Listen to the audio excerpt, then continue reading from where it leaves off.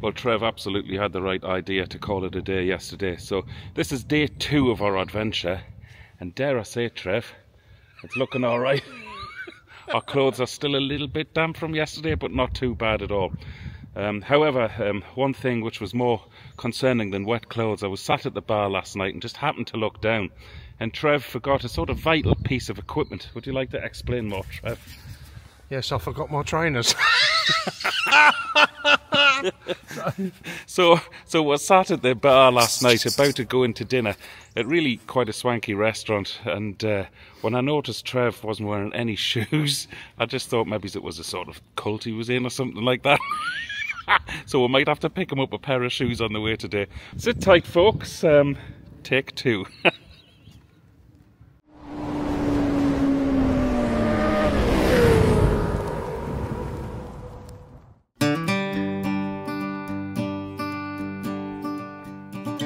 So we decided to wind the clock back, and although a quick phone call to Kielder this morning clarified that indeed the forest drive was still closed, we knew we had to retrace some of the Roman wall and at least visit a fort. After all, Trev probably knew some of the serving army.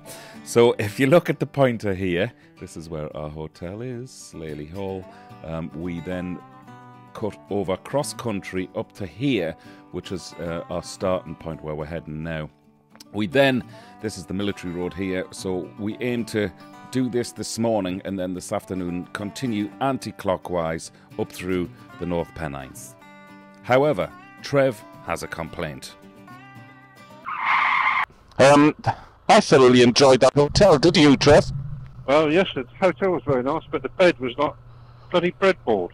Oh, was it? Yeah, and I had somebody sawing away at my hip joints all night. Oh, God. But anyway, I did put in a request when I left this morning, and the lady said to me, she said, "Oh dear," she said, "I'm very sorry." Oh, well, actually, she said, "Oh dear, I'm very sorry." We are, pet. But she said, "If you come again," she said, "put in a request for an extra topper." Jesus. And I said, "Oh, there was a topper on it." I said, "But it was like worn flat." She, "Hey, well, we'll get you 2 or 3, love." She said, "We'll make sure you're all right next time." So, yeah, I mean, but it's next time you're bothered about not next time. Yeah, well, I mean, she was really concerned about me welfare and me hips, like, you know. So. Well, after a beautiful ribeye steak dinner and the day we had yesterday, I could have slept on the floor. Trev had fish and chips and all was good. However, it turns out bed problems aren't the only problem we picked up. Houston, we have a sound problem. The chewed up crisps. The rainwater from yesterday actually got inside the camera through the microphone input and then destroyed it. What I hadn't realised is that the replacement camera, which I'm using now, also got saturated. I do manage to get this sorted by lunchtime, so bear with us. And you got to heat the towel with it, so you got to dry your boots and your gloves. So all the mod cons like a heated towel reel to dry your gloves when it's absolutely pissing down. This looks like a nice road already. Yep. So yeah, let's get some petrol into the bike's Trev, and then we'll backtrack towards Heldrin's Wall. Do you know what? I don't know how you feel, Trev, but there's not many other bikes that would have felt as safe as I did yesterday on. The weather protection for one, you know, the screen here, it was throwing the majority of it around us. Did you feel it? Did you say screen? Screen. Screen. My screen throws the rain around us. Did you find the same? Yes. The only problem that I have is because I'm so well protected, it's keeping your visor clear because you don't get enough wind across your face in order to keep the rain off. Ah, yes, that's true.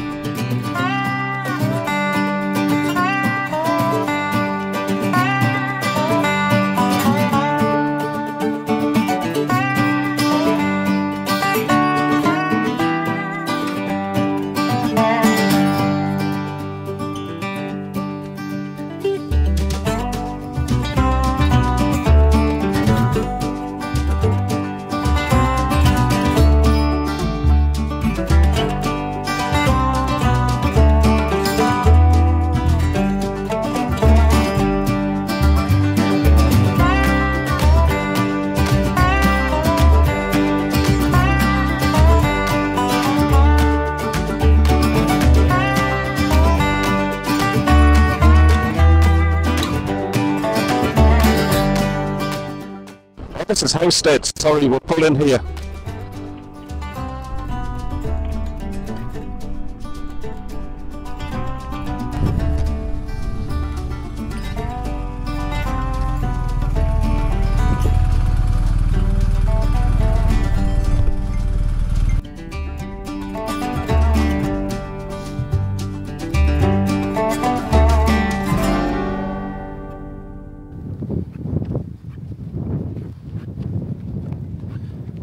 I haven't been here since I used to come here on school trips. It was a long time ago.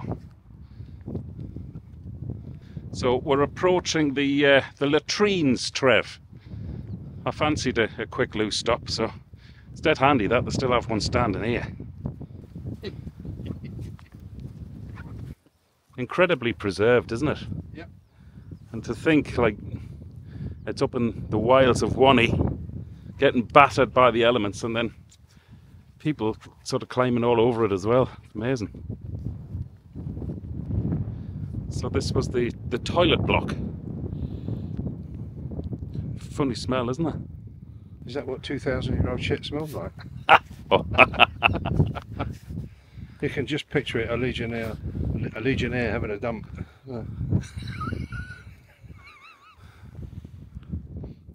Howstead's is definitely worth a visit, although you might want a better tour guide. The museum is small, but still worth a look in, and before they decided to claim us as some recently discovered ancient relics, it was time to stay ahead of the weather and get back on the road. So our next stage is to travel to the end of the B6318, otherwise known as the Military Road, where we hit Greenhead and then travel south into the North Pennines in Weardale. However, we were getting a little peckish and decided to veer slightly off track to Alston for a spot of lunch.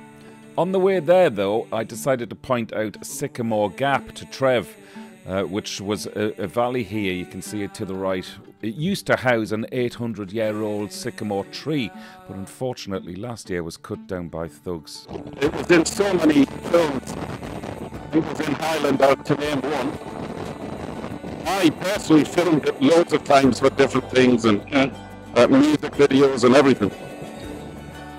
It's so sad.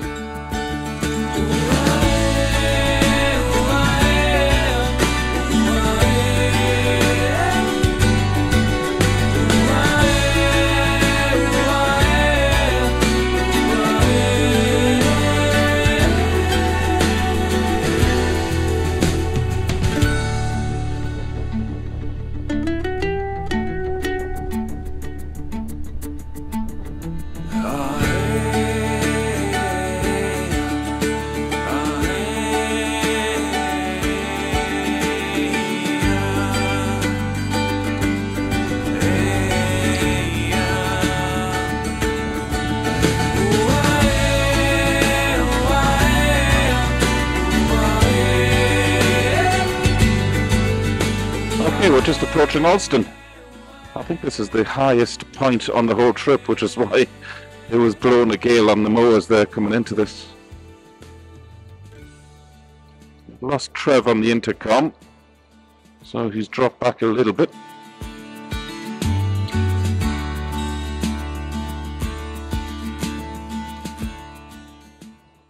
I hope he can see me. And my intercom's disconnected again, which would suggest he's close by. Oh, there's a camper van up my backside. Shit. I'm just pulling here. Ah, he's gone straight past.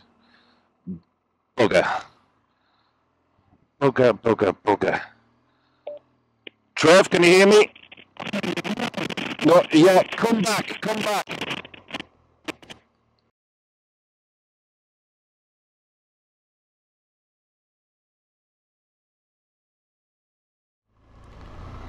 This is very pretty.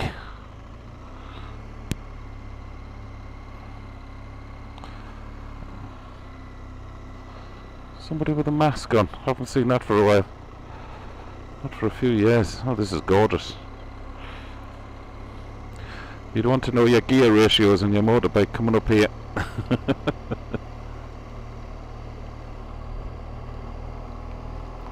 Actually, if I get Trev back soon enough, I'm just wondering we could grab a coffee and something, maybe. Barnard Castle off to the right there. So they have that very famous opticians there, where Dominic Cummins went to get his eyes tested in COVID times. So, okay, I'll switch off and ring Trev. Oh. So we're in a beautiful little town called Alston, where we've just stopped and had a bite to eat and a coffee, just to warm up.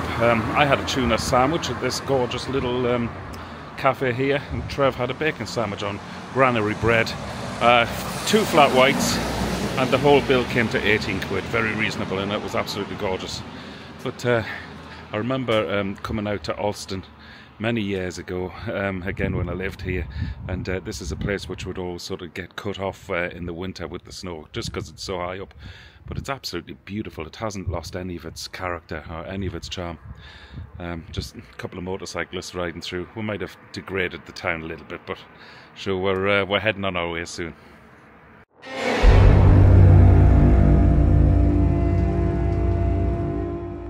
Preparing headset. Excuse me. Oh, that was a very welcome break. It was delicious, that food. Hello. Oh, look at the old car coming down the hill here. Look at that car there. It's beautiful. Fantastic. It's like all creatures great and small, isn't it? Especially being in a town like this. It's great. Are you all good, Trev? Yep. So with half an hour, we're going down to Rookup, which is the most southerly point of the Northumberland 250. Do you want to follow me? Okay. One coming up behind you. Okay.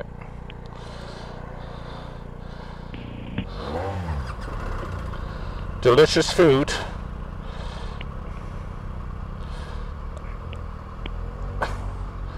We're good? Yep. Oh, hold on. Trev, come back. I'm in f***ing limp mode. That's not good.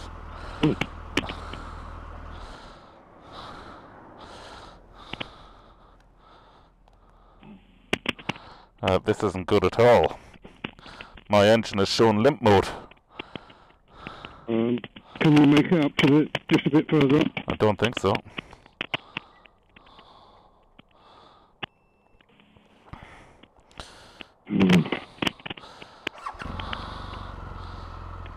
No, it won't even rev. F***ing hell. Alright. Oh god.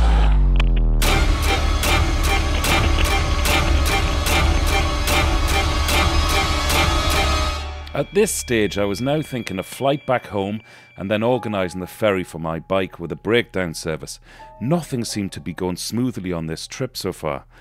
Thanks for watching, and please hit the subscribe bell for the next episode in the hope our run of luck on this trip improves drastically.